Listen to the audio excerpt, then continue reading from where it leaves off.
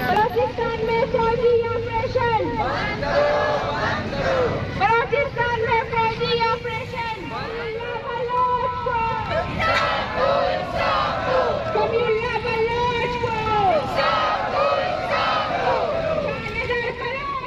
यहाँ पर इकट्ठा होते हैं तो हमें लगता है कि हमारी आवाज सेनेट तक, हमारी आवाज कैपिटल तक नहीं पहुँचती, लेकिन जब हम कैपिटल तक पहुँचते हैं तो हमें अंदाजा होता है कि वो वहाँ पर भी बाखबर है और हमें झूठी तसल्लियाँ देकर हमें वहाँ से भी उठाया जाता है कि हमारा धरना खत्म कर दिया जाता है।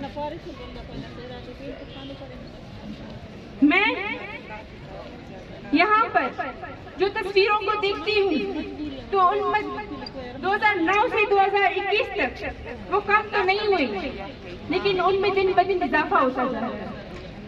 हम यहाँ पर इंसाफ की किससे उम्मीद रखते हैं?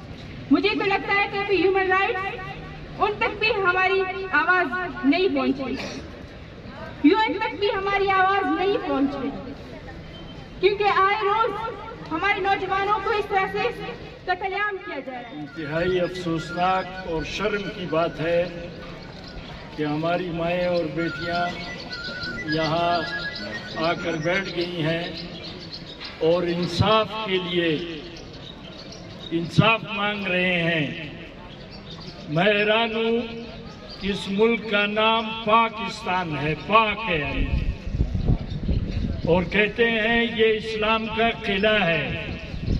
कहा जाता है कि हम इस्लाम के नाम पर ये मुल्क बना है।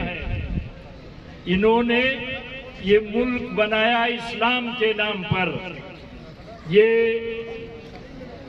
हैरान है कि आज ये मुल्क को किस तरह ये चला रहे हैं। ऐसा लगता है कि इस मुल्क में निज़ाम इंसाफ नहीं है। ये अदालतें, ये जो सुप्रीम कोर्ट है, ये हाई कोर्ट है, ये जो हमारा अदालती निज़ाम है, ये क्या कर रहे हैं? ये क्यों सूरत-ए-हाल का नोटिस नहीं ले रहे?